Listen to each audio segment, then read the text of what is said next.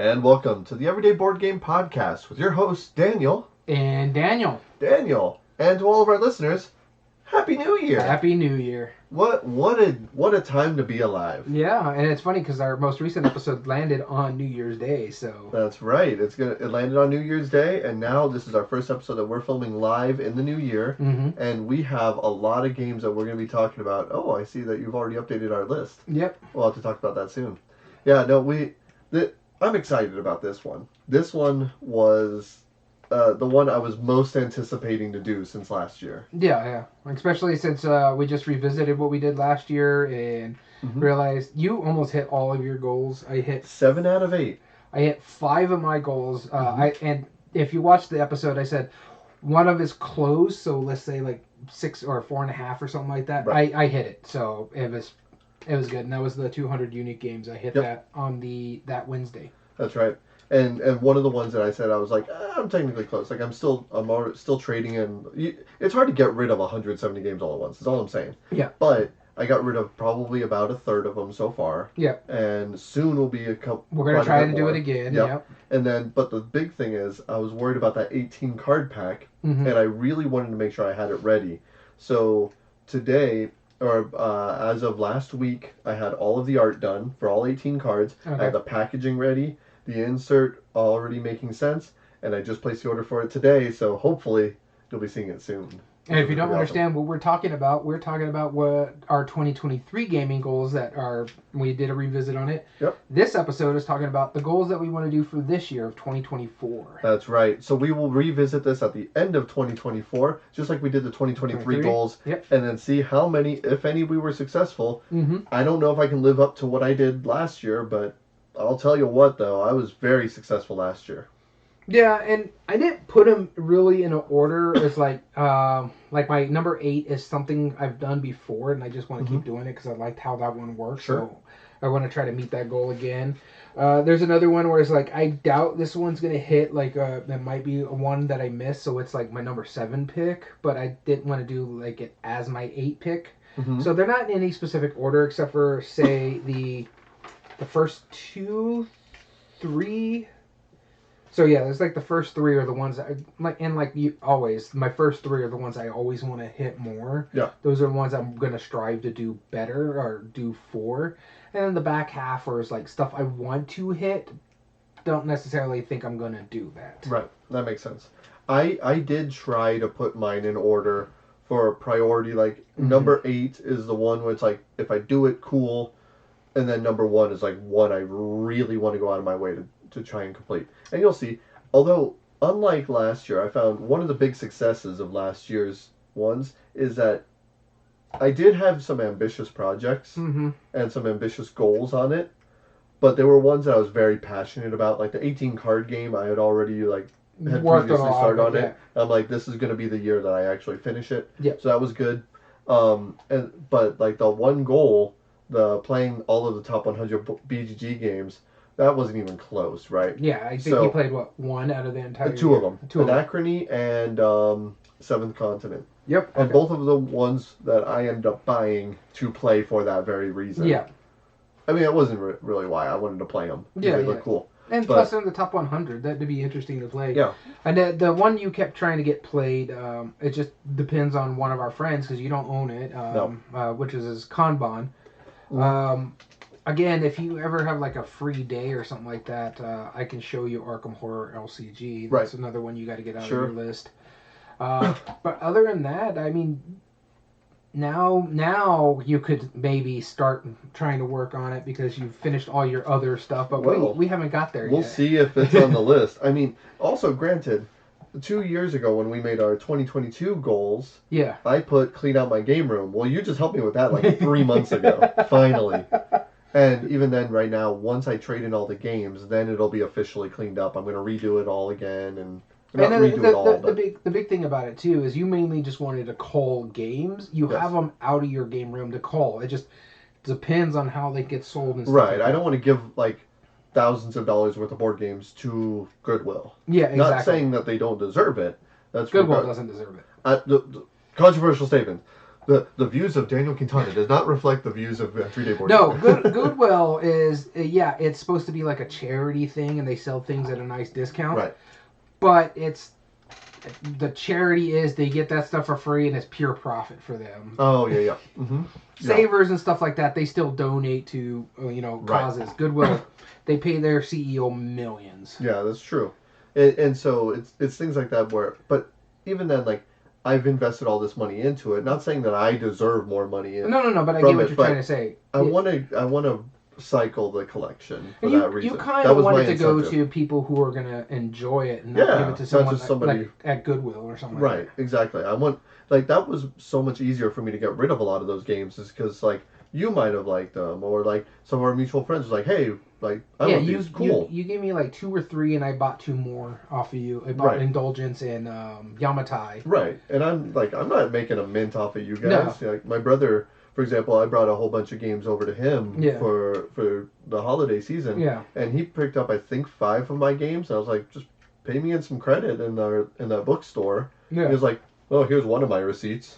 He has like, quite a bit of money. And so he like opened his wallet and pulled out like piles of receipts. He was like, all right, there you go. You can have this one. I was like, cool, that'll work. That's more than they probably would have offered, right? Yeah, exactly. Or maybe about the same. And, and it goes to him, and he would like them. Yeah, and there's stuff that he can play. For him and his wife, yeah.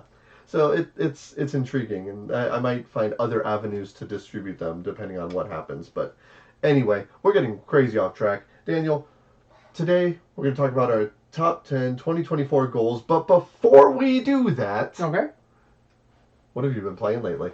So I have quite a few games on my list that I could have said. One of them is one of the games that you ended up giving me, The River. Finally played that one. That was actually pretty neat. I like what it does. It's a good introductory worker placement style game. Yeah, it's real simple. Yeah. And it is a designer I quite like, Sebastian Pachon. That was the reason I got it in the first place. Yeah, so it wasn't too bad, but that's like just my honorable mention. It's an honorable mention of what you've been playing, sure. But the one I want to talk about is one that you and me have both played before. I finally got a copy of it. It's my birthday gift that I got before Christmas because my buddy had kickstarted it and just bought a second copy for myself, and that is Canvas. So we did play it. My wife wanted to see it. She liked it. She was not really disappointed, but she was expecting more from it other than how simple this game actually is. Because it really is, you're just putting a card, you're only allowed so many cards. I think your hand limit is like 5, and then you have to make a painting. You're only allowed to make 3 paintings the entire game, so at most you can get 15 cards in your hand. I do like the mechanism where if there's something you really, really want, you can pay. This one, it's pallets to go further along. And you're just trying to get certain point systems or points out of it based on what the scoring is up there. Yeah. And if you meet certain things to get your silver badges, that will give you more points at the end of the game too. It's a very, very simple game. Very, very pretty game. Very easy gameplay.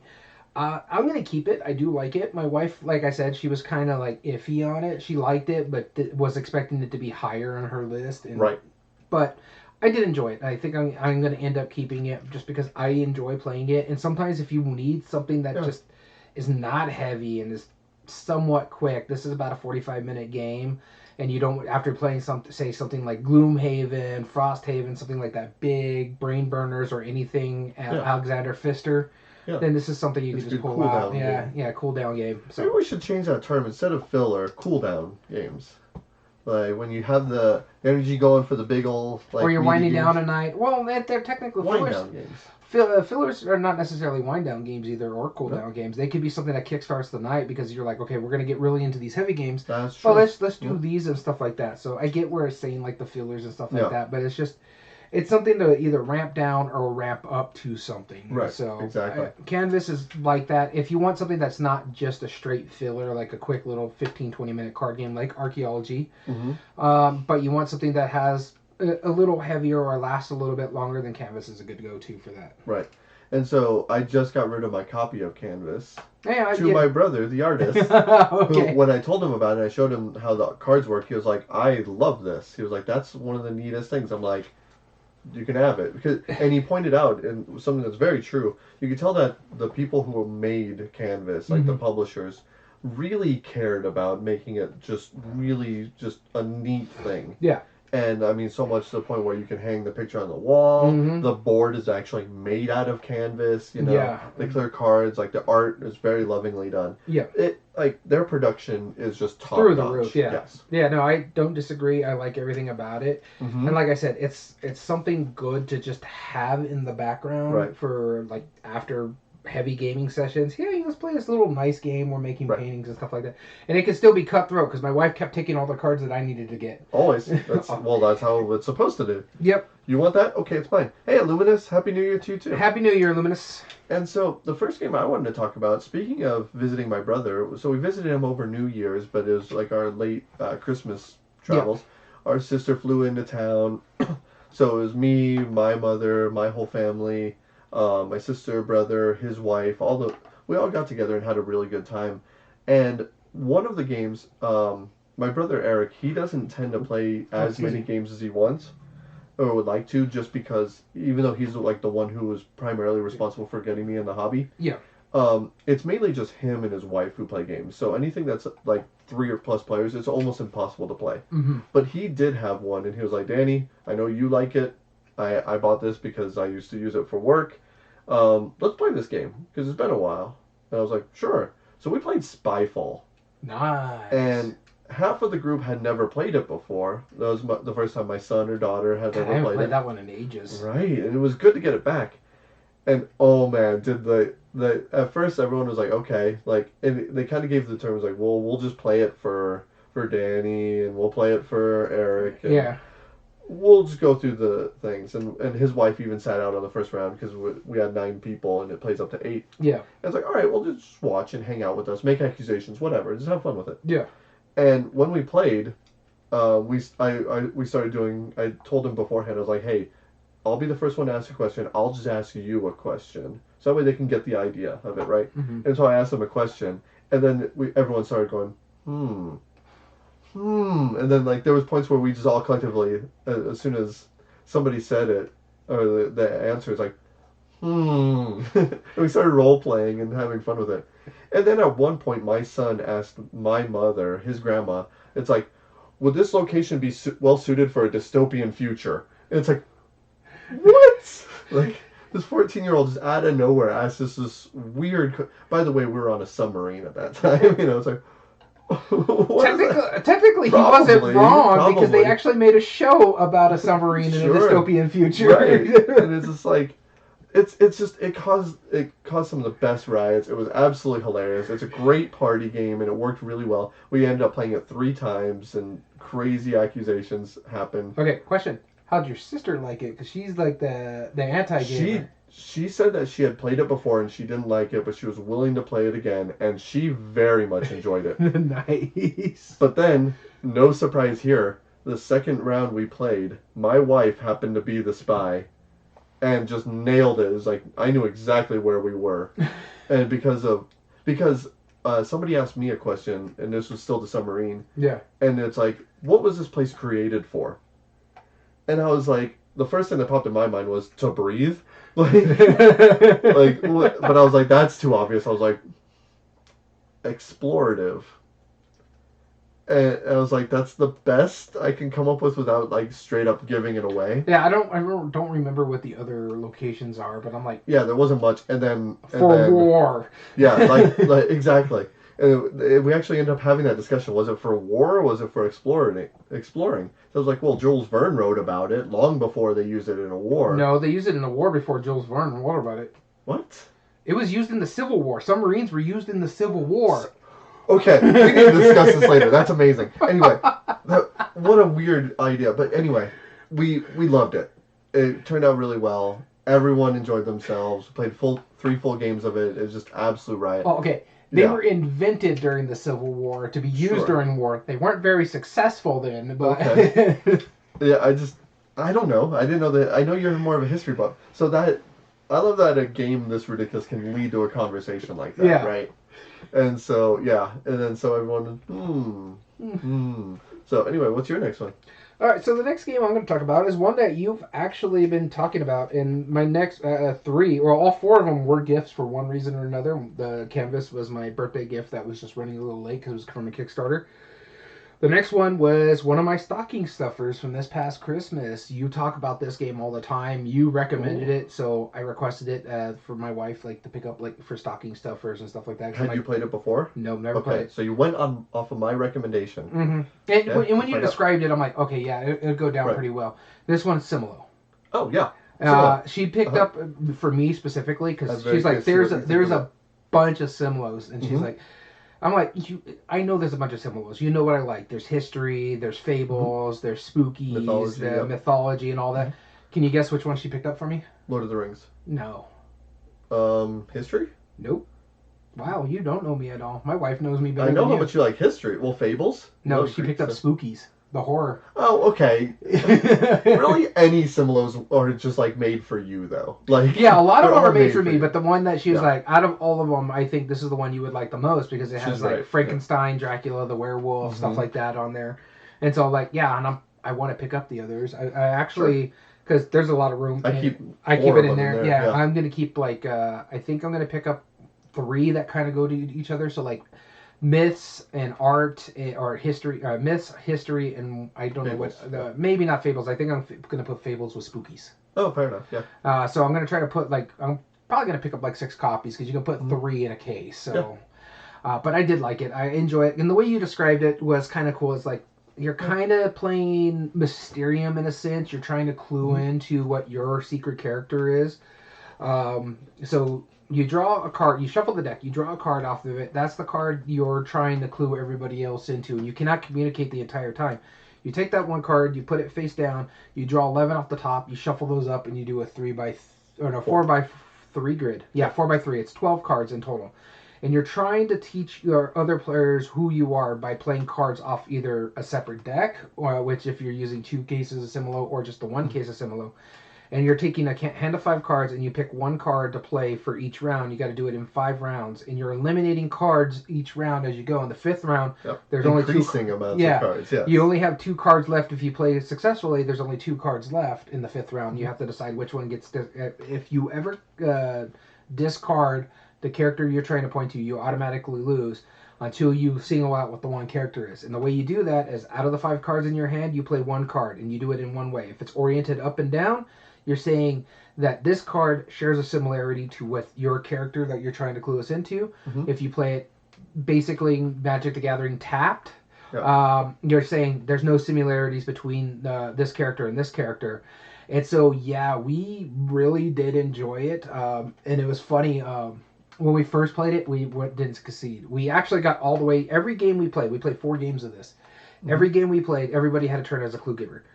The first game, we got it all the way down, and we picked off the wrong one because the one he said was similar was something totally different than what we were thinking. Because again, it's like you're the clue giver in Mysterium. You cannot communicate other than the cards you're playing. Yes. And so, yeah, we played that, and the first one was like, okay, it's this, and this. And it's like, it's funny because he terrified of like those porcelain dolls, and he got the haunted doll as his first card. He's like, it was funny, we were joking about it. He was talking about one time his wife had a trunk of those porcelain dolls that she inherited or something like that. And they kept it in a trunk, and he stacked everything on the trunk. This way it can never open, just to be safe. They finally got rid of it after a while. But yeah, and so we laughed about it, and then every single other player, we clued in properly. He was the only one that didn't get a success. But I did like this. I want to pick up another game because I think it would be slightly more difficult when you're using fables trying to clue in spookies or vice versa and stuff like that. So, but I did like it a lot. This was a really good game. First, talking about a filler game. We played it 4 times, and it probably played maybe 45 minutes those 4 times. Yeah. And it's real quick. We played twice, then we played some other games, and all right, we only have a couple, like 30 more minutes before we got to get it out. We played a couple more rounds. This way everybody had a chance to be the clue giver. And there was one point when I was the clue giver, and they were like, oh, but this guy's got this kind of face, and this has got this similar face, and then this and this and this and this. I'm like, guys, I had it right the first time, come on! And that's what I'm thinking in my head. And so they eliminated the right character, and I'm like, oh, thank God, because the way you guys were talking, I wasn't sure you were going to clue into the proper character and stuff like that. So yeah, no, it's fun. I liked it a lot. It really has no right being as good as it is, yeah. And it's just phenomenal. It's one of the best, like, tell information without telling information games. The next game I wanted to talk about is a brand new game that was really intriguing to me. I got sent it as a demo, and I got a chance to play it with my game group. Mm-hmm. And this is Neotopia. Okay, yeah. There's a brand new game from Arcane Wonders. A really fascinating, simple idea. You have 3 sections of a board, and they're all made up of circles. Your board has these bars in between those called factories. They're set up. But the idea of the game is you're trying to build this futuristic city using either renewable energy or community or biofuel, biofood, whatever it's called. And then there's a fourth one that's just escaping me off the top of my head. And the way it works is simple. You're just trying to complete patterns in different sections. Yeah. So, for example, if it has 2 red in the middle and then on the side of the card has 2 green, then I have to get that pattern in one of the 3 areas in order to score it. So on your turn, all you're doing is moving one of the discs from the factory to one of its 2 adjacent regions. You can't move it across the board.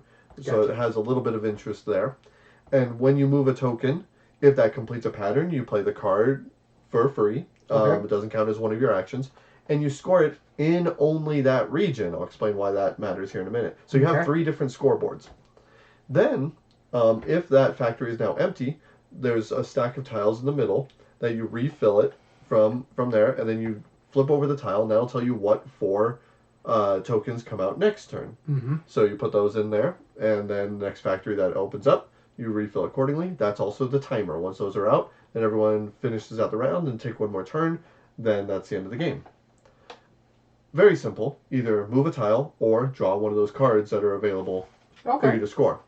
So it's pretty interesting how it works. There's 3 different ways to score. There's also some bonus tiles, which gives you like extra little abilities. If you place one of the tokens on top of one of those tiles, then you get to take that as one of the points. Yeah. And so any remaining bonus tiles are worth 3 points at the end of the game. Then you score your biggest group in each of the sections. So I was playing the blue player, so all of my blues, well, I just collection of blue in each of the 3 sections. That's worth the points for that. But the part that makes it very interesting is the reason why you score each of the 3 sections is because at the end of the game, each one is going to score for its points. So if I have, let's say, 15, 20, and 25 points in the 3 different sections, they're each worth that amount, except the one you have the fewest is tripled. So my 15, 20, and 25 is 45, 20, and 25, which is really intriguing because you're trying to make them as balanced as possible. You don't want one to go too crazy high, or if you do want one to go too crazy high, you want to balance the other 2 pretty high, and then one just off the chart, right? Yeah. It's really fascinating how it works. Very simple idea. It's compared right now already to Azul, just because you're laying the tiles, you're making patterns, scoring in pretty innovative ways. It's cool. I like it. It's probably like an 8. How's it going, Ithri? Ithri, one of our longtime viewers, says Neotopia was almost good. That's worse than being bad, by the way. Oh man, almost good. Yeah, bits don't flow well. I get that. You either score cards without playing off the opponent, or you feel like you got lucky and feel bad because you played in, or they played into you. I can see that. I don't know. The one play I played of it was pretty satisfying. But I get what you're saying. I really do. And thank you for your comment, too. Neotopia, that was my second one. Nice. As Ithri just shut me down. Yeah, he's like, no.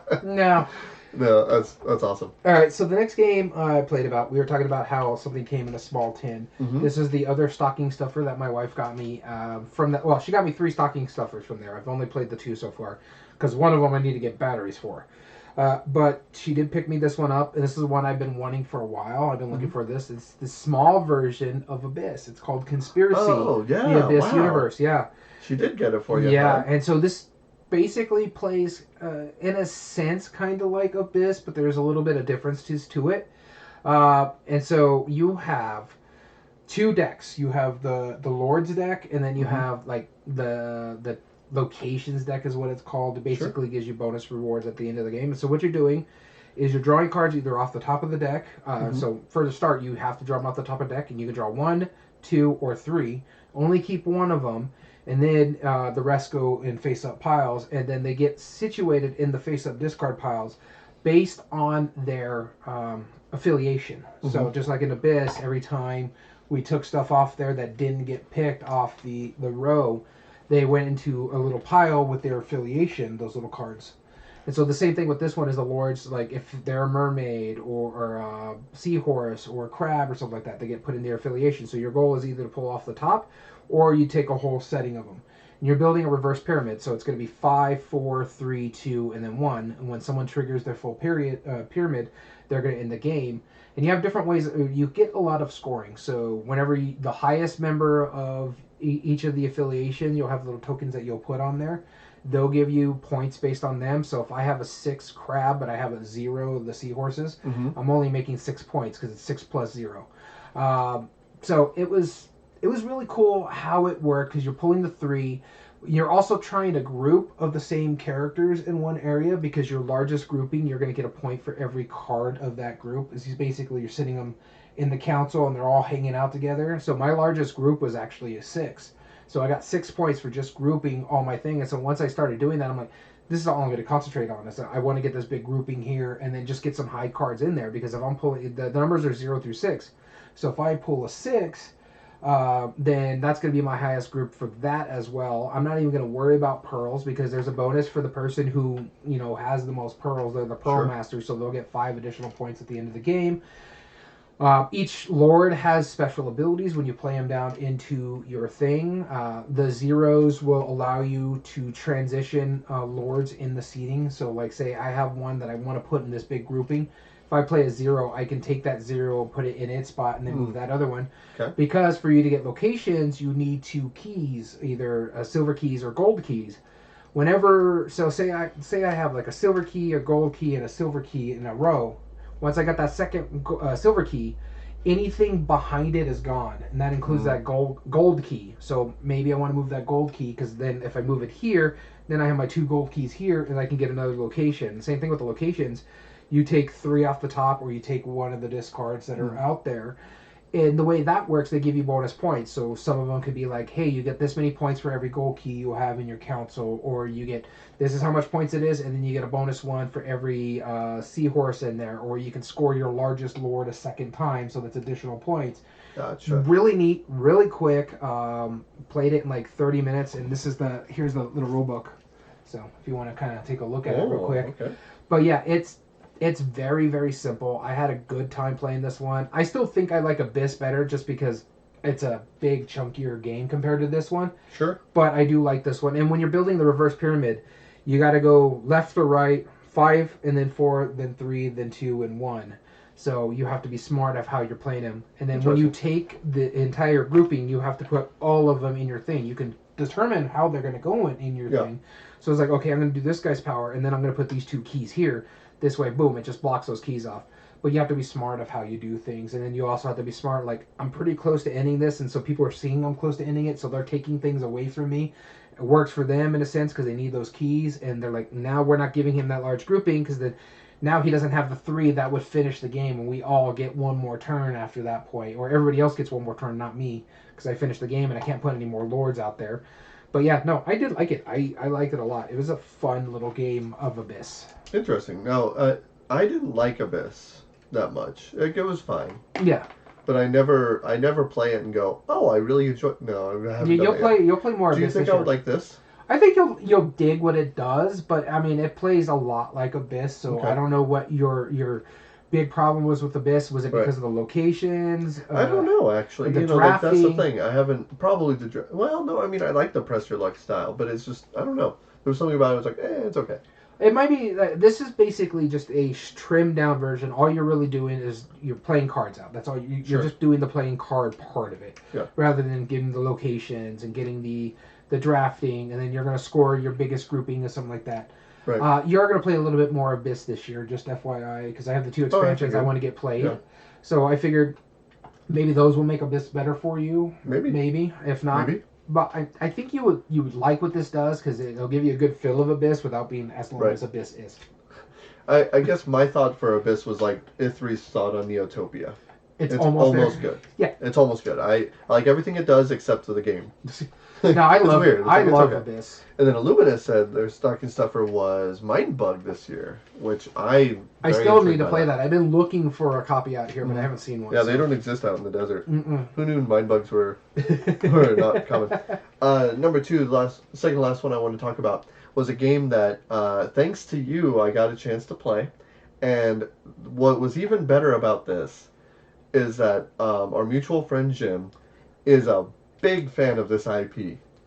We played Dorf Romantic. Oh, yeah. As a 2-player game, him and I sat down, got to play it before Christmas time. Nice. And he was by far, he was like almost arguing to play that game because he loves the video game so much. He was like, and Fair enough. He knew I would like the video game too, and it's fine. But then we played the board game, and I think there was a total of like 15 something objectives, maybe even more than that, like almost 20 objectives. It's co-op, tiles. right? Fully cooperative, yeah. And so the way it works is you're familiar with the video game, but haven't played it. The way you do it, I own it. Haven't played it. Yeah, it's the video game's different than the board game. The board game is simplified, at least as far as it begins. There's 5 boxes that you can unlock. That's additional the stuff. Spiel winner, right? That's the Spiel des Jahres winner of this year. And so the way it works is that you have these hexagonal tiles, and you put down different terrains. Now you can put any terrain next to each other. That's fine. Yeah. But there is rivers and there's train tracks, and those have to continue. So you can only put a train track next to a train track. You can't put any other terrain.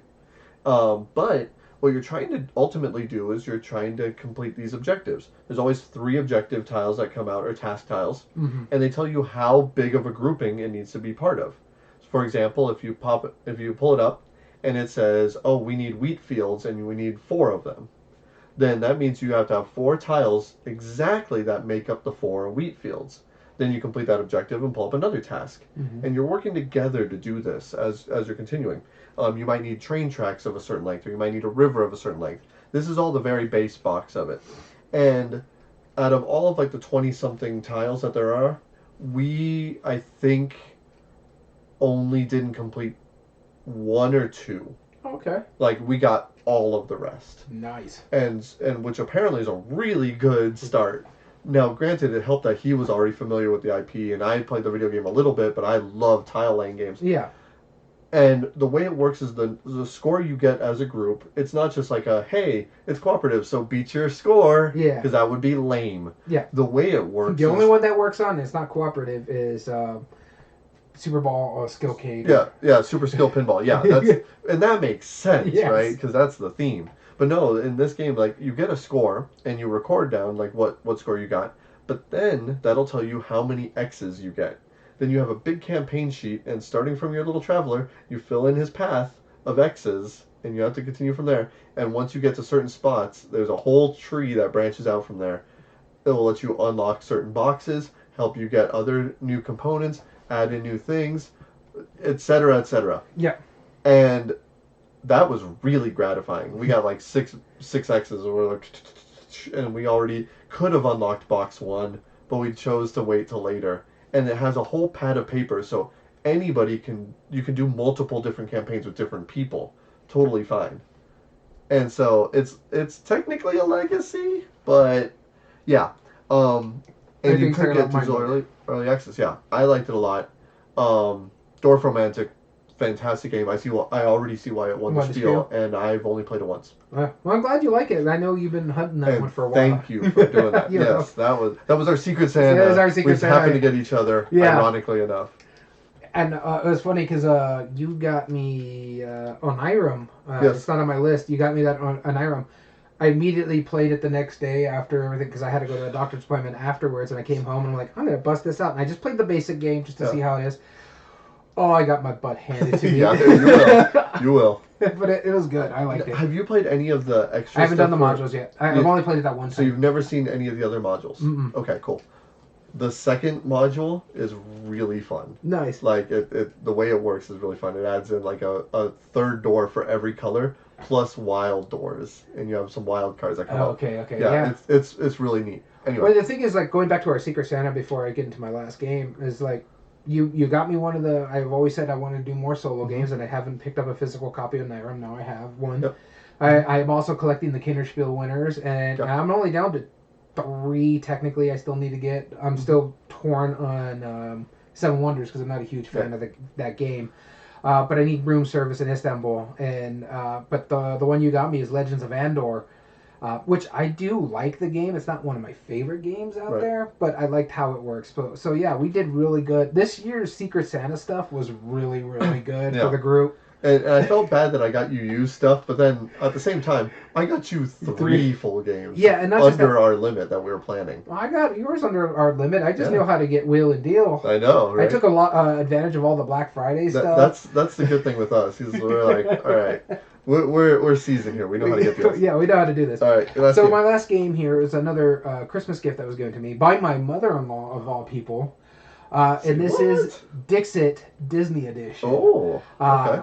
And so I took it over to Spiel winner. Yeah. Oh well, Dixit is a Spiel winner, Yeah. not the Disney Edition, but it plays exactly the same. One person's a clue giver. Everybody else picks a card out of their hand. You shuffle them up and you put them out there, and then you're trying to pick out which is the one that is the actual clue. And so if some get it, not all, then the clue giver gets a certain amount of points. The people who did pick it get a certain amount of points. Whoever's card ended up getting picked get points off of it. Anybody who didn't pick any of those things get no points. Yep. So you're trying to like get points based off your clue, as well as you don't want everybody to pick your card. Sure. And it's the same way with the Disney Dixit, but all the art is basically Disney style-esque art that is very very fun. I like this game more so than you. I do enjoy Dixit. I think Mysterium is still the better game out of the 3. Honestly, after playing the Disney version of it, I'd rather play this than Obscurio. I did like it. I didn't care much for. You don't care much for traders, though. Well, no, I don't. I don't mind Dead of Winter.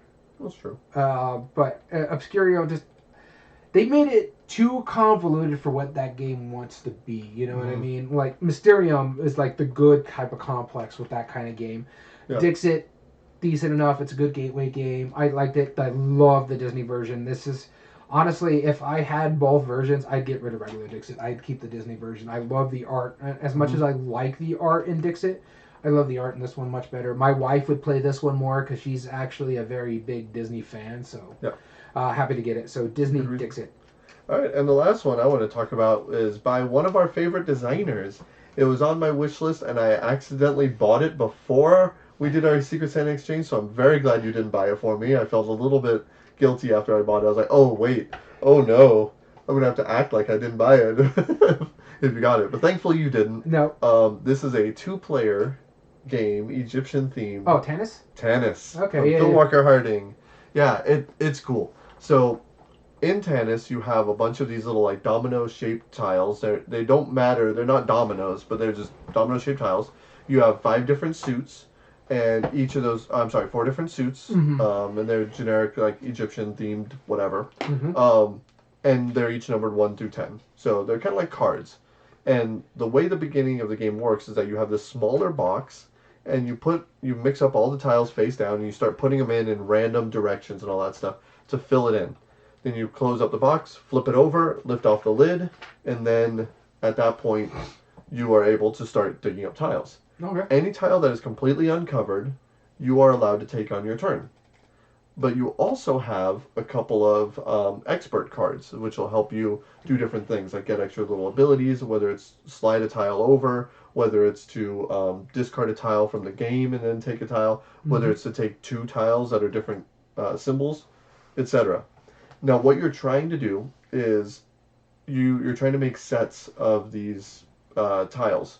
And a set is numerically in order, contiguous tiles of the same symbol. So if I have a 3, 4, and a 5 of onks, then that counts as a set of 3 because I have 3 tiles in there.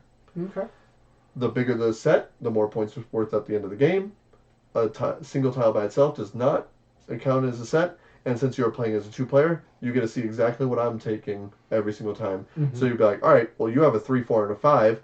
I'm going to take the 6, even though you have a 7, 8, 9 as well. That would suck for you, right? So there's a little bit of that hate drafting, a little bit of good planning on how it works.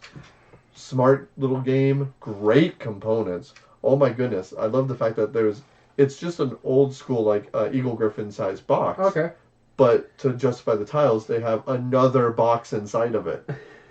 So you have a box in a box that has the tiles in that box. It's cool. Honestly, it makes sense, especially after the way Queen Games just did Vienna and Cusco. It's boxes and boxes in one big box. So. Yeah, I'm really liking tuck boxes inside of boxes now. Those aren't even tuck boxes. Those are actual boxes that are... Yeah, double layer boxes. So some of them are about like the size of the Fox in the Forest box that holds like different tiles and stuff like that. Right, different kind of components. Yeah. It's really cool. I think you're going to like it when I eventually show you. Nice. Or if you end up getting it. Yeah. It's Phil Walker Harding, so yeah, we'll probably I'll probably end up getting it. It's just... The thing about two-player games do not get played a lot in here. Right. Like, I got my wife to play Lorcana. I just picked up a Magic the Gathering set. Yeah. So it's kind of... Well, I haven't picked up yet. I pre-ordered the Commander sets for the Fallout versions of it. So it's just... They're hard to get played in the house. Because my wife, when she's home, she either wants to play with our other gaming group or just relax. So. Yeah, makes sense. Cool. All right. Well, with that being said, that's all our games that we've been playing. Let us know what games you've guys been playing lately, and we'll get into this. So our topic today is our 2024 gaming goals. That's right. So again, just to reiterate what I said earlier, these are, since it's New Year's, these are like our New Year's resolutions, but it's board game themed. Yeah. And so, Luminous brought up wife priority. Yeah. That we know. It is wife priority 100%. And I put my list in order from top down, from number 8, the one that I would be more okay with not succeeding at, versus my number 1, which is something I really want to do. I kind of did that. There's some in here, like the back half of it is just kind of like stuff that I want to do. They may be successful, they may not be successful. Like my number 8 is something I've done before, and I just want to redo it again because I had so much fun doing it last time. So it's like, it's not important because I've already succeeded at one point. I just want to do it again. Yeah. But everything else is more along the lines, like I know I said my top like 3, possibly my top 4 are stuff that I do want to be successful at. So. Yeah, absolutely. And all 8 of mine are brand new. They're not ones I've attempted before. There's some in here that I've attempted before, either because they're not successful or just something that I want to get, done that needs to get done. Yeah, exactly. Cool. All right, let's start with our number 8. Here we go. All right. I'll be starting us off. So my number 8, the one that I'm okay with it not happening as much, but I have a reason for doing this, a twofold reason, is my first goal of this year is I'm going to start playing colors that aren't blue. And I have a few different reasons for this. One, a lot of games actually now have variable player powers, and so if you're blue, you're stuck with that one power that's assigned to that piece, which is fine. I mean, it's not a big deal. Yeah. Most games. I like what they do with what other games that do for like Lost Worlds of Arnak, where it's like pick your color and now here's your player power. You're not beholden to that character. You're not beholden to that. But oftentimes we have a friend of ours who plays and he prefers blue, and I kind of just outrank him, I guess. I don't know, whatever the reason is, I end up playing blue far more than he does. Well, a big part of it too is because most of the games that we play, you have blue, yellow, red, and green. You and me both struggle with red and green. Right, exactly. But I also want to get to the point where if somebody else is playing blue, I'm not accidentally moving their piece. And then, but also on top of that, I have a friend of mine, a new gamer who's been joining our group lately. He prefers to be green, but my long-standing friend, Jim, is almost always green. Yeah. Right? And so they've done the same thing where they accidentally move the wrong piece. Or they're like, oh, yeah, I thought I was there because it was green. And I want to get to the point where I'm not doing that actively. Now, I'll still pick blue as a preference, sure. See, I don't really have that problem. But I want to start playing other player colors. Yeah. I don't really have that problem, and I have no problem sticking with the color I always play, because no one ever wants yellow, so... No, and see, I'm okay with yellow. That was the one reason I started picking yellow, because everybody wanted blue. I don't want to deal with red and green. Nobody wanted yellow, so I was like, I'll just do yellow. That's fine. I can see it. I know which one is my piece. And my go-to is, like, if there's, like, non-standard colors, like black or white or gray or something, I always go white. I always go black myself. It's just because it's much easier.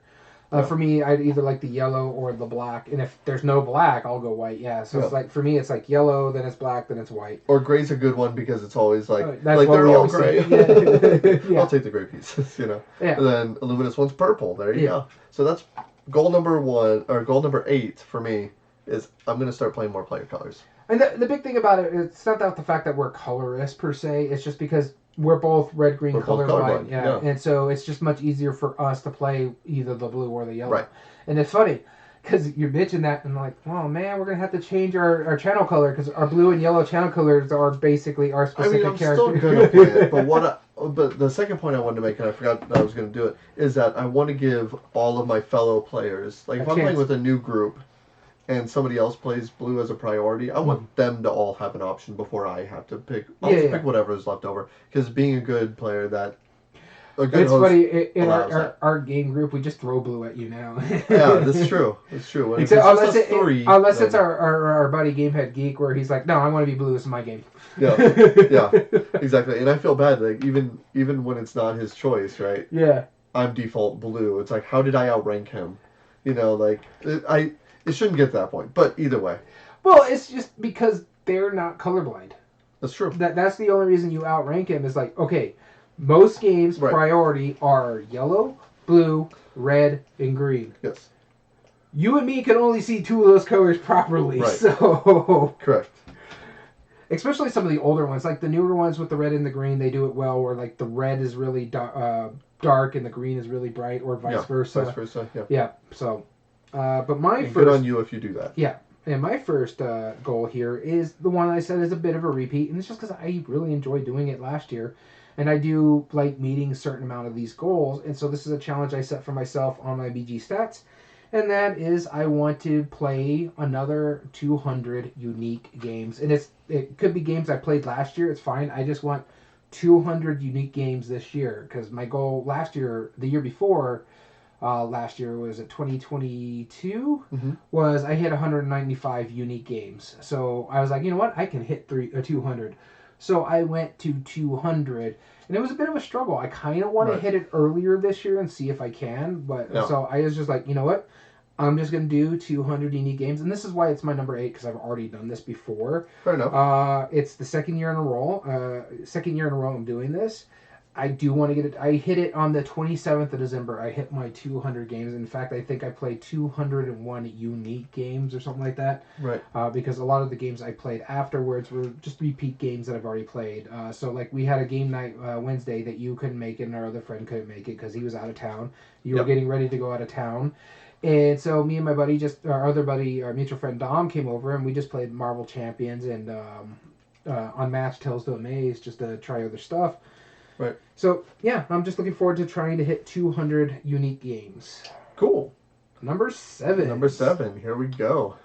This one's me. So this is another one I've done before, and I actually did part of it last year. I combined 2, basically. And it's just to limit my buying, which I was not successful last year. And limit my Kickstarters this next year. I'm really going to work hard on trying to do this. I just want to, mind you, I just bought some stuff today, but one is a game I've been wanting for a while. It was actually on my Christmas list for the last 2 years, and I never got it, so I picked that up today. The other one is I collect the Kinderspiel games, which we talked about. I just picked up a new version. Another one that I need to get done is Isle of Skye. Picked up that one. And then I picked 6 Nymph. I liked 11 Nymph. I like 6 Nymph, so I picked up a version of 6 Nymph. Take 5 here in America. I prefer the 6 Nymph name because I can keep it with 11 Nymph. Yeah. But I did like that game, so I ended up picking up. And again, with like when it comes to like the Kickstarter stuff, I want to just be smart how I do it. Like I want to do the Stefan Feld collection. I do want to do the next Thunderwork games that's coming out this month. Yep. But I don't want to do like that looks good, I'll do that one. I'm okay with doing more like expansion stuff. So like last year, I did the expansion for Vagrant Song, so I want to get that sort of stuff done. Yeah. And so yeah, it's just I want to try to limit my buying. If it's there's games on my list that I'm like, oh, that looks cool, and I picked it up on a deal and still haven't played it. It's still sitting on my shelf of shame. I don't want to go into that. Oh, that's a cool deal. I do want to try that. But you know what? Now I'm going to pass on it because I don't know if I'll get played. Now, if it's something that I'm like, I know for sure that will get played, like the Halloween game, it's still on my shelf of shame, but I know will get played, then yeah, I'll pick it up. But right now, I just want to cut back. I spent a lot of money last year on just board games. Um, like the Nerds Deal of the Day, or not Deal of the Day, the Nerds Day that they do every year. I'll spend money on that one just because I'm picking up stuff that I like. But I have to be smart at what I'm doing and buying more stuff that I've already played. I just want to get into my collection, or just be smart of how I picked it up. So I just want to limit that. Cool. So limit the new purchases. Mm-hmm. All right, my number 7 is kind of a follow-up to having cleaned the game room. And this was originally going to be my follow-up for this last year. And I saw some of the guys from Dice Tower do this, is that they set themselves like a hard limit of how many games they had in their collection.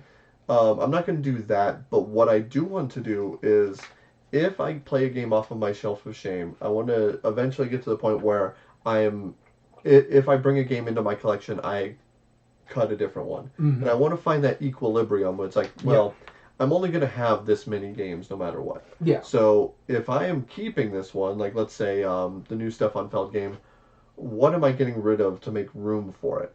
And so I'm going to rotate my collection a little bit more. I'm going to justify, like, after I play games, like, cool, that was fun. It was a drafting game.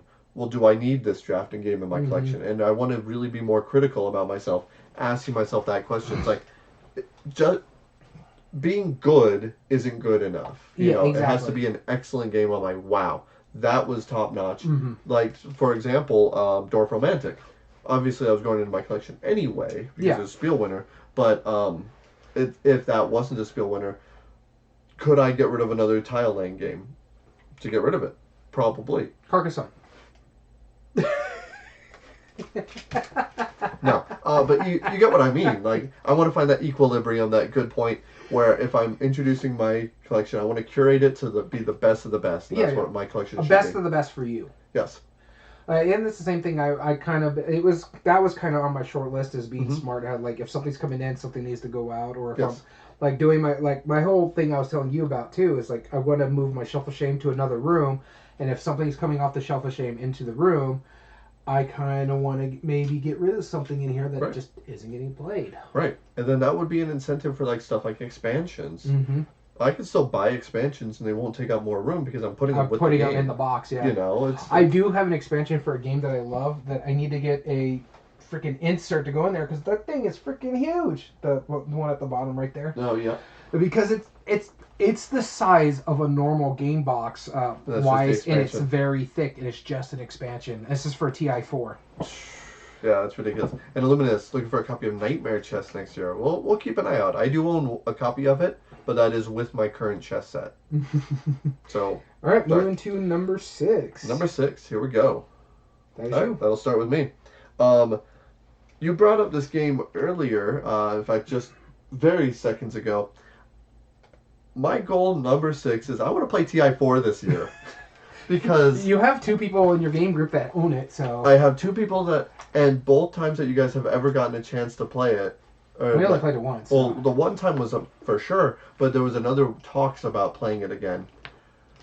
I was just unable to because of whatever reason. It was just not contingent on my schedule. I want to play TI4. I want to see what it's about. I want to give it a shot. And it's long, but it's fun. Yeah, and I know I'm going to lose terribly, and I'm going to go into it. You guys are going to absolutely trample me with it because I'm not going to know what I'm doing. You guys have had the experience. But I want to actually see what it's about. Every single one of us played it one time, so it's not that much experience. It's just one of those things where I'm like, I want to do that. I want to finally get that off of the shelf. Or not off the shelf. But displayed. But played, because it's on the top 100. Yeah. I've had the opportunity. You guys all like it.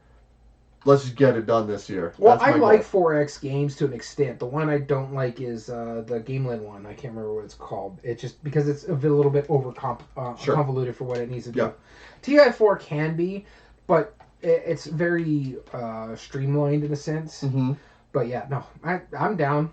Honestly, we could play my copy. It's right there. But we need 3 people for that. All right, let's go. You need 3 people for that. I'll play 2. All right. So my number 6... is just something I want to work on to be better at this, and it's become a better game teacher. So I wanted to get more concise of how the game works. I wanted to explain how things work better. Um, and it's something I've been trying to work on throughout the times I've been like a game master, I Yeah. guess you could say, because I have another group where I teach all the games that we own, and I just want Tell to me get. about it. And the thing about it is, it's just like I want to be better at it because I went back and forth, or I was trying to think of a reason why I wanted to put this on the list, and it just brought up the Santa's Workshop experience where I talked about how it's talking about like in-game scoring and game scoring and stuff like that, and there was a whole big thing about the in-game scoring. I'm like, I want to be able to be more concise to how this works. This specifically says in-game scoring, so this is for the end of the game. That's it.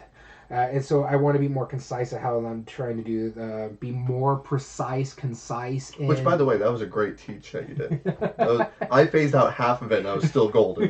Nice. So I want to get better at it. I want to be better, and especially since one of my friends, and that's in that game group, she owns her own business, and she's talking about having me teach games to her work crew for like one of their company things that they like to do, the raw stuff.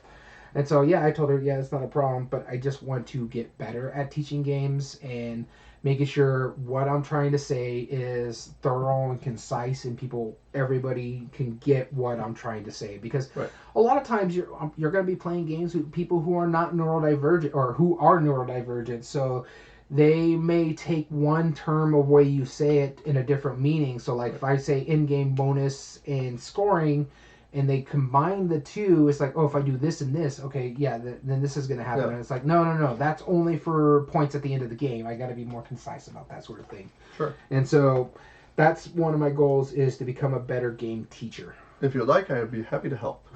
Yeah, no, I'm more than happy to work. I've written lesson plans for teaching games. And it's funny because I take a lot of the stuff that you talk about. Is like, there's two things you want to start out the rules. How do you win? How do you win, and how do you get there? Yep. And so that's what I've incorporated, but I want to get more concise when I'm explaining. Yep. So, like, for me, like with the worker placement stuff, I'm like, this is what you're going to do. This is how you win. This is basically most victory points. And then this is a worker placement game, so you can place your worker out to a section, and you're going to do certain abilities and stuff like that.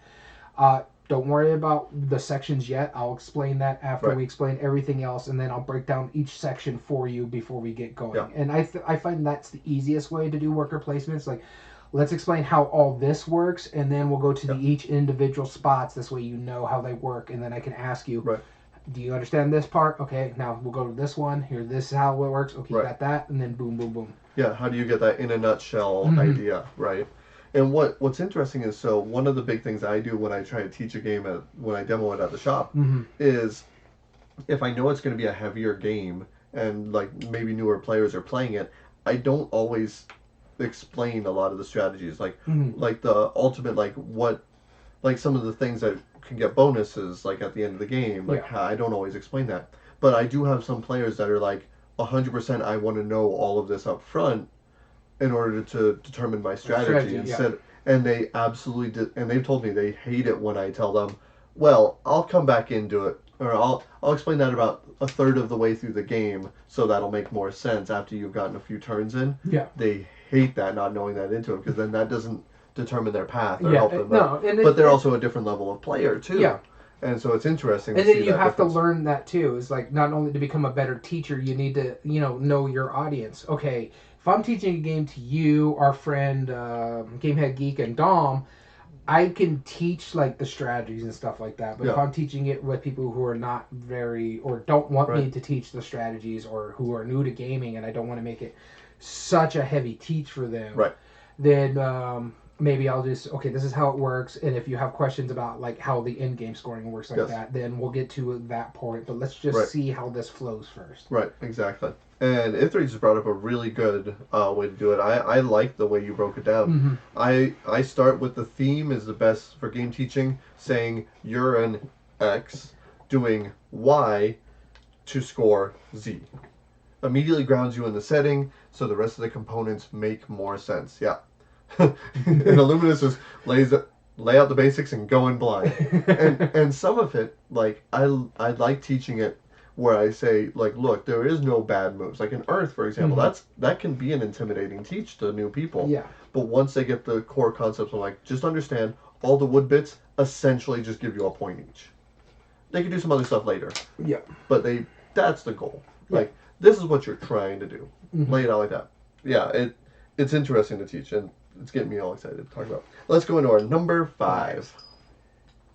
And this one's me. I like how this is working. That was weird. Yeah, this is back and forth. All right, so this number 1, the next 2 are basically working for just this game room and our recording room itself for the podcast. The first one here is I want to finish the soundproofing. Okay. I want to get those ones and the ones that you got me on the wall here, especially in this corner. Yep. Because I've noticed when we do get the echoes, because the way we're sitting, it's bouncing right into that corner. Yeah. So I want to get the corner finished soundproof. I want this wall and that wall to be soundproof, and maybe a little bit of the ceiling as well, right where we talk into. Mm-hmm. So I want to do that, and like I said, this is another one that's been on the thing that I want to work on this room. There's 2 specific things I want to do. First off is I want to finish the soundproofing. I want to make it where we get the better audio quality. We're not worrying about reverberation or reverb back from the wall and stuff like that. With this helps a lot. Yeah. But I want to get the soundproofing a little bit better in here. Yeah, it still sounds like we're in a tunnel a little bit. Sometimes, yeah. So there's certain things I want to get the soundproofing up over here. Especially just on these 2 sections. Back there, it's fine. That doesn't bother me. Redoing the filming studio. Yeah, in a sense, yeah. And the other one is going to work with this one as well. But mainly, first and foremost, is get the soundproofing done. And that's one of my goals. And in fact, I kind of want to do it this month. Oh, yeah. That'd be a good, easy one to knock out. Mm-hmm. You know, and maybe if the viewers can let us know if this sounds interesting to us. Comment below if you're watching this on YouTube. Let us know in chat on Twitch or email us, and we'll explain how to do that at the end.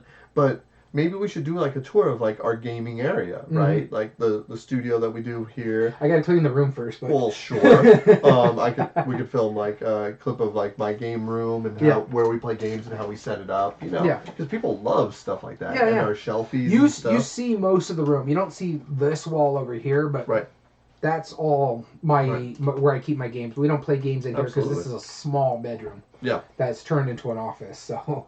Yeah, it works really well. Yeah. It's a fun little studio. All right, my number 5 is one that is probably going to be technically the most difficult one that's on here in a way. Mm-hmm. It's logistically the most difficult task that I have on here, my number 5. And this is something that I own a lot of games, and I have played a lot of games, and I've previously owned a lot of games. So my Board Game Geek list is pretty thorough. Mm-hmm. My goal is to rate every game I've played on Board Game Geek. That's what I do. That is a very important tool, and the ratings are incredibly invaluable to me as a hobby. Mm-hmm. And I don't feel like I'm doing Board Game Geek enough service by not rating the games on the website.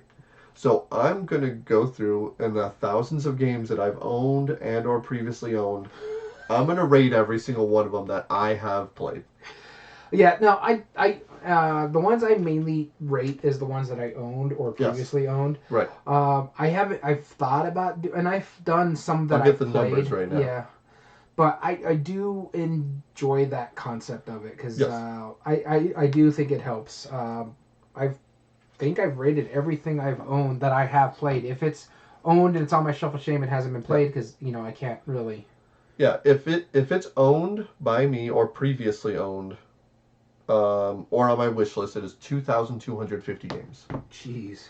That I will go through and I will rate all of them, because I've only rated about 3 or 4, maybe. So that's my goal. Nice. Logistically, I know it's going to take a long time, and that's fine. But Board Game Geek does it justifies it for me because of how much I've used it for. I need to give that information on to the next people. Yeah, no, and I enjoy rating. I I do a different scale than most people do. I just do a straight 10 scale. I don't do like 0.5s and stuff like that. I will, yeah. So my thing is like if I'm rating between a 6 and a 7, I'm like, oh, it's a 6.85. Well, then it's not a 7 to me. Right. Because I just want to do a straight 10-point scale rather than like the 6.5 or 2.5 and stuff like that. Because then it's giving more and more points. Yeah. But so my him and hawing is like, if this is a 6.5, well, then it's not good enough to be a 7. Then it's just make it a 6. It just makes my life a lot easier, and I'm not hemming and hawing on anything. It's 1 or a 0 through 10, I guess you can say. Because I don't think I've ever rated a game a 0. I don't know if you can on Board Game Geek rate a game a 0. Absolutely you can. So yeah, it's basically 11-point system. I've never rated. I go 1 through 10. So if it's a really bad game, I rated 1 because that's as low as the score on. Although I might be wrong now that I think about it. Well, yeah. So I just go through 1 through 10. I don't do any of the point system. And so it's like, hey, yeah, it's not helping the game by not rating it a 6.5 like everybody else does. But if it's not a 7 to me, if it doesn't make that point, then it's a 6. And no. And I've actually decided the way I'm going to do it is I'm actually going to use our 5 criteria that we do it. So for each of those 5 criteria, you get up to 2 points for it. Okay. So if it's a really easy game to play, you get 2 points, you know? Yeah. If it's just really easy, fundamental, really simple to do. If it's really thematic and immersive, you get 2 points full for that. And I'm going to use that scaling as a basis for it. I can send with some wiggle room, of course. I could probably send you a copy of that. Oh, I've memorized it. Okay, just making sure. Pretty sure. But you never know. Yeah. If you need a copy of it, I have it. I can send it to you. Yeah, exactly. So that's my number 5 is Rate My Board Game Geek Collection. Nice. Moving on, number 4. Number 4. Here we go. This one's you. Okay. So this is a very ambitious project. What else is new? What else is new? But every year I push myself to be a better designer. Because viewers of the podcast know this, or listeners to the podcast know that I make my own games. I have a couple being published by different companies. Torture his game group with them. Sometimes, yep. Which you guys are very kind of you playing them. But yes, no, I mean, I make a lot of prototypes, I have a lot of backlog, and I have a lot of games that I have the ability to publish myself through a company called The Game Crafter. And I had a lot that I was just kind of sitting on. I was kind of, last year was kind of a tough year for me, so it just, I haven't been able to do anything with a lot of the games that I had backlogged. Yeah. So my goal, this ambitious goal, is I'm going to be releasing at least one game through the Game Crafter every month this year. And I have already started that. I saw that, yeah. Yep. You saw that I posted it. I have a Facebook page, Daniel McKinley Games. And this is just a quick little thing that I'm showing off. This was the first one because I made this game probably about 4 years ago. And it's a cool little set collection game you're trying to harvest. It's called Seeds, by the way.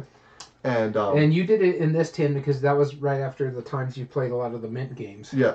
Well, I hadn't played many of them, but there was a contest for a Mint game. And I was like, okay, the only way I'm going to make a Mint game is if it's utilized as a component, and it is, because you have to blindly draw these cubes out of the tin, right? And so you're playing these cards, and I'm not going to get into the specifics of the game itself. I just brought it as the example. I'm going to aim for as close to the first of every month that I can.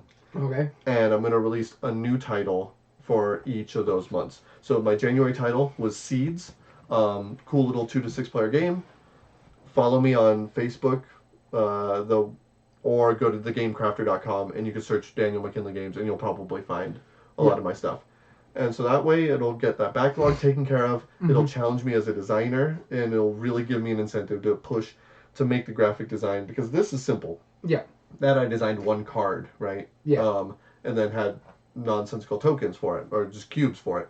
But some of the other games that I have 60 plus cards that are all individual art, different designs. Yeah. And I know I can do it. I just have to push myself to do it, and this is going to help me. So my number 4, release a new game every month on the Game Crafter.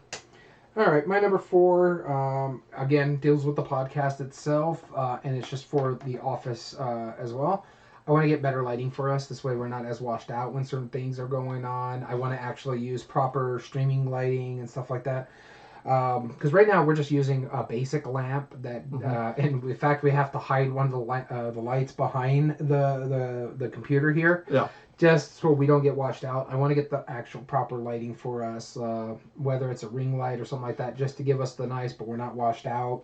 Yeah. Just to enhance what we're doing and just make it look a little bit more professional and a little cleaner. So yeah, I just been wanting to work on that. I want to replace this. Something that will actually interact with like our Christmas lights when we decorate for that time. So like usually we can only use one of these lights and we can't have that overhead light on above us.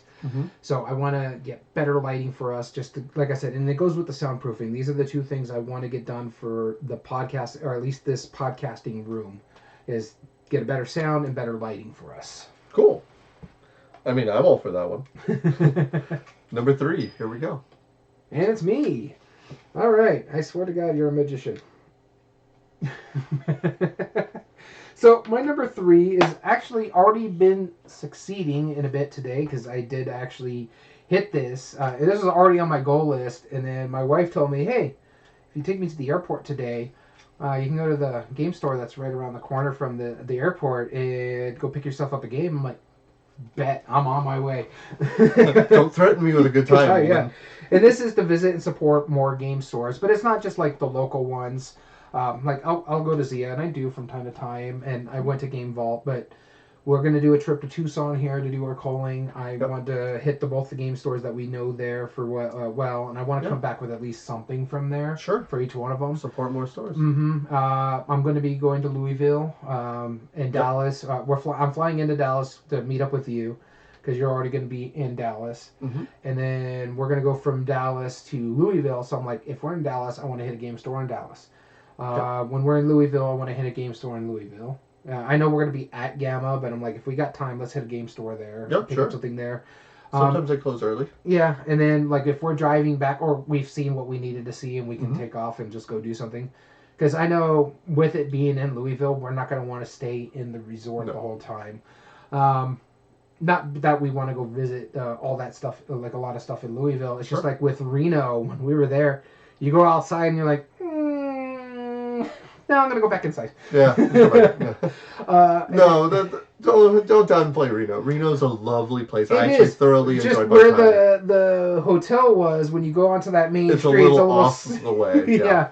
When we went down to like where the university was and stuff like that, that was pretty cool. Yeah, that was gorgeous. Yeah, and so like I don't mind doing that, but like I want to go to Louisville, and on our drive home, maybe if we do go through like the St. Louis route, hit Geekway to the west, which would be really cool. Yeah. Maybe hit one in Oklahoma on the way back, because we're planning to do the drive back, and I think we're doing maybe like 8 to 10 hour intervals each day. Yeah. Planning on doing like a 3-day drive home or something like that. Yep, something like that. And so doing something like that. Hit a game store, find one that, like a town that has a game store close. If we're going to stay there, we're going to hit that game store, maybe grab some dinner or something like that, and then stay there. Do stuff like that would be really cool. So I just want to support more game stores, maybe come back with something here and there. So very good. Yeah, and I mean, there's a reason I did that last year, right? Oh, also, I very much appreciate it. I just noticed it on my note. I'm going to Chicago in June of this year, so I want to hit a game store there. Oh wow! I'm supposed to be going to a cruise. I am going on a cruise at the end of July for my 40th birthday. We're going to be in Seattle. I want to see if I can hit a game store there. Yeah, visit our friends up in Thing 12. Yeah, that's a possibility. Possibly. All right, number 3. Where's your? That was my number 3. It's your number 3. Oh yeah. Okay, number 3. Sorry. Now this one.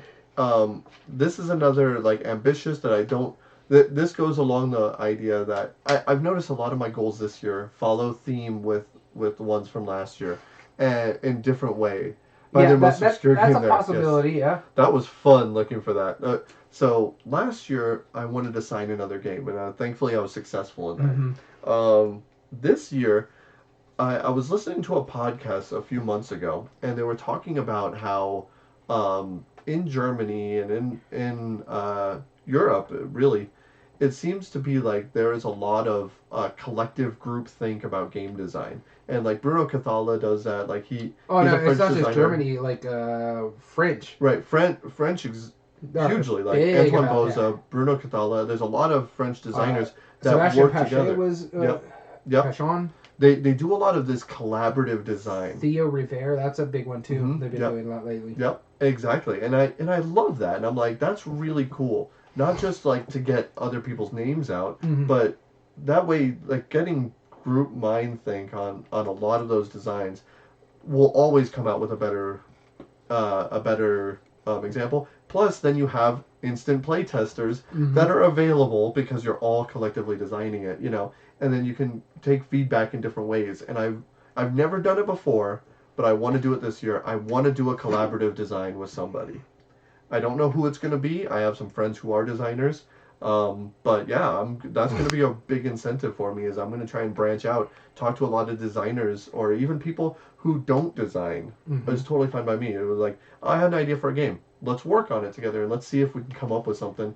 And then we'll both put both of our names on it, right? You could talk to your friend Gamehead Geek. I know there was a type of game he wants to work on. So yep, exactly. So there's a lot of opportunities for me to do it, and I am a very ambitious person when it comes to stuff like that. Why not do it, right? Yeah. So that's my number 3 goal this year is I want to do a design collab with somebody. Nice. Moving to our number 2s. Number 2s. Here we go. It's me. Should we even flip the coin for the last one? Because I'm afraid we're going to ruin this streak, and I love this. All right. My number 2. You talked about the podcast. This is my contribution. Is I'm actually going to make us a website this year.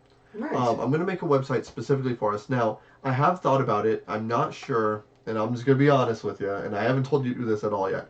I know I want to make a website for the podcast for sure. Now, whether I might lump it with some of the other game stuff that I do, I haven't decided yet because I was kind of thinking about, I co-own an escape room business, and we could really utilize a website as well. Yeah. And then plus, it wouldn't be a bad idea for me to have a website that promotes my game design. So I was thinking about making this like a 3-in-1 kind of thing. One about the podcast part of it, have your take on a lot of it, post a lot of our videos and extra stuff on it, different things that we've done throughout the year, maybe even on a calendar coming up. Like what to be expecting, stuff like that. And then I want to do one for the game design, all that stuff. So my number 2 goal, very minimum, I'm going to be making a website for us for the podcast. Oh, so look forward to that sometime this year. I'm going to make it. Don't let me not do it. Okay. I'll remind you. It's your decision. Yeah, I'm doing all the other stuff. So exactly, and that's the thing. You do so much for this podcast. The least I can do is at least like I made some stickers and bought some clipboards. Like that's about it. Other than creating the podcast, but that's you've taken the reign for it, right? And you've done all the actual work. That's what I'm saying. I need to start putting in a little bit more effort on my end. All right, so my number 2 here is my most ambitious thing on this one. I'm calling it the campaign challenge in a sense. I am doing a 5x10 challenge here, and it's mainly campaigns that I'm doing. 2 of which are solo campaigns, and 3 of which in one of my game groups I have like campaigns going. And so the way it is, it's going to be a 5x10 challenge. I'm doing the 2 solo are Arkham Horror LCG. I want to get more into that cycle. I'm forcing myself to play more of those games. The other one is Marvel Champions LCG. I'm starting the campaign stuff like that. And I started this last year in December. I'm like, you know what? I got to force myself to work on these campaigns. The other one is, again, my whole number 1 last year was to finish Gloomhaven. And though I tried, there's just a lot of stuff from Gloomhaven. So Gloomhaven is one of mine. I want to at least get 10 games played to work more on it. The other ones is Role Player Adventures and Vagrant Song. I have an expansion coming in from Vagrant Song. I just recently backed that last year. I have 2 expansions waiting for Role Player Adventure, so I want to get more into that one as well. So I gave myself a 5x10 challenge of 5 campaigns. I've given up on those 2 up there. We looked collectively at these 2 right here, Risk Legacy and Rise of Queen's Tale, which is one that I brought before the lockdowns. Yeah, and then I have another one that's sitting on my shelf of shame, the Jurassic Park one. Yep. So, yeah, it's just, I want to really force myself to finish up some of these campaigns and do these campaigns, because, like, I've done Arkham Horror LCG all the way through the first campaign, But I have everything for the Dunwich cycle. I have everything for the Path to Carcassonne or Carcosa. Carcosa, yeah. I thought always you want got to rid call of Carcosa. the Path to Carcosa. I've done. I have everything for that. I got the Investigators for the Forgotten Age, so I need to get that. But I'm like, I can't buy the Mythos packs if I'm not playing the rest of the stuff. So I want to get through all that, play those things. And the other one is Marvel Champions. I'm getting all the stuff in, but I'm not really playing the campaigns. I'm like, I'm getting the stuff and I'm playing the game, but I'm not playing the actual campaign style. And so, for me specifically, especially with the Marvel Champions, our buddy loves playing Marvel Champions, especially when it's just 2 players. This way we can learn how the new characters and stuff like that work. I will not be counting those games if they're not campaign. This one is campaign specific. Same thing with Vagrant Song. Same thing with Role Player Adventure. In Gloomhaven, it's all got to be advancing the stories. Cool. Awesome. And our number 1 gaming goal for 2024. Yeah! That's right. You are leading us off. All right. My number 1. And this is a very important one for me because we're showing growth on this podcast. And I want to continue that growth and get it bigger. So my number 1 is to try and grow the podcast more than what it is. And what I mean by that is to make it where it's self-sufficient, where it's paying for itself on the RSS feeds. And that's why you're seeing advertisements now on our Twitch. So if you, and you don't have to, we're just saying, if you don't want the commercials, you can become a subscriber with us on Twitch. That's going to help us grow, pay for the site hosting.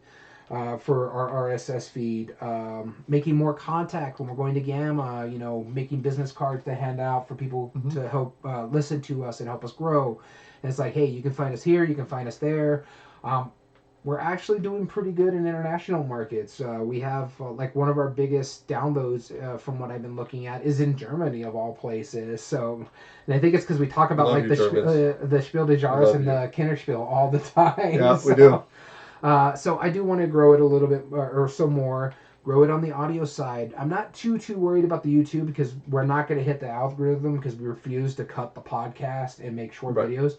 Yeah. But we have some ideas that we're going to end up doing because we are doing like the game shows and stuff like that we can release over there to help it grow. Another thing is maybe we'll start doing some live gaming on the Twitch that we'll throw over to the podcast or the YouTube. The YouTube that can help grow there. I'm not really worried about it on the audio side. Maybe we'll do something along the lines of we'll take some games and just give reviews, and that will help grow on the audio side. You guys want to listen to like reviews? This is where you're going to find. We may record them live and throw them there, but we might not put them on YouTube just to help grow the audio side of things. Sure. So there's just different ideas that I kind of want to do to help grow the podcast and make it better. And it's more self-sufficient. I'm not saying like we need to make this be our full-time job. It would be kind of cool if this was our full-time job, but it's more along the lines is that I'm paying a lot out of pocket for like the RSS feed and stuff like that. So if like anything that's coming from the Twitch, or I'm looking into doing some like advertisement runs on Podbean and stuff like that, if that can start paying into us just to pay for the hosting fees, that's fine. If we're just making a net even, that would be perfect for us. Cool. But I also want to just grow it and make it where we hit a wider variety and stuff like that, where I think close to 2,000 downloads on the podcast. So I'm looking forward to when we hit that kind of goal and stuff like that. So yeah. Sweet. And my number 1 is this is my weird one.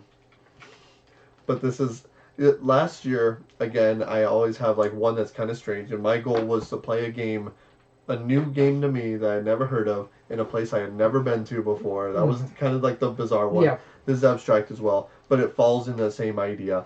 Is I want to play a game before it's on BGG.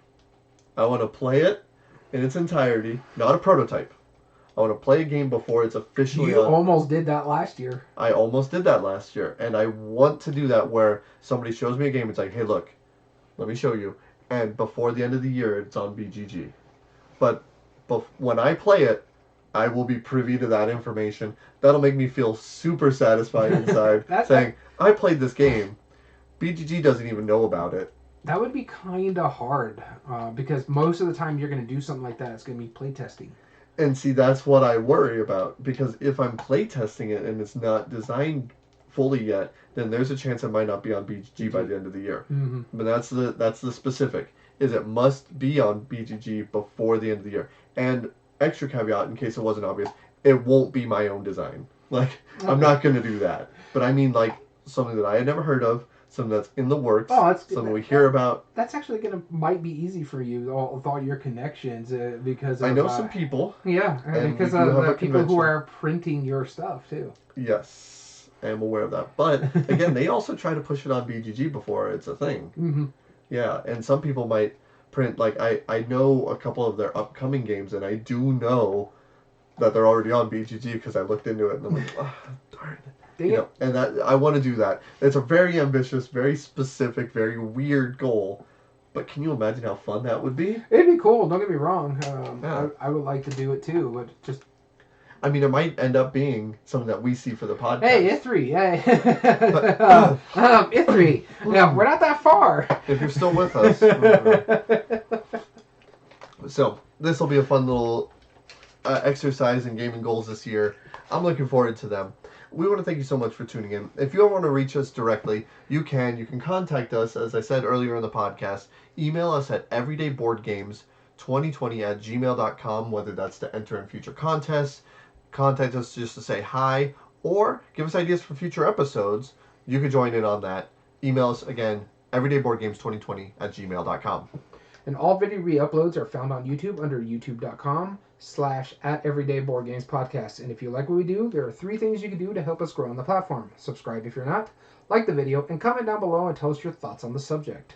And if you want to join us live, like any of our friends of the podcast, like Illuminous or I3, or anybody else who joins in, give us live commentary during this, we stream this live on twitch.tv/everydayboardgames. And just a reminder, this is a little different. We're on Tuesday. We are moving it to Mondays as our recording days. That's right. That's our goal, as previously shown. Holidays. Probably. But again, also if you want to follow us on Twitch, that really helps out. Doesn't cost you any money. All you have to do is have an account. Notifies you every time we log on. Super cool. Get the notifications. Come hang out with us. Chat with us. We love it. All right. And all audio versions can be found on most podcast platforms under Everyday Board Games Podcast, including Spotify, Google, Amazon Music, Podbean, and now Apple. And we want to thank you so much for tuning in. As always, I've been your host, Daniel. And I've been your host, Daniel. And Happy New Year's from Everyday Board Games. And remember, every day is a good day for board gaming.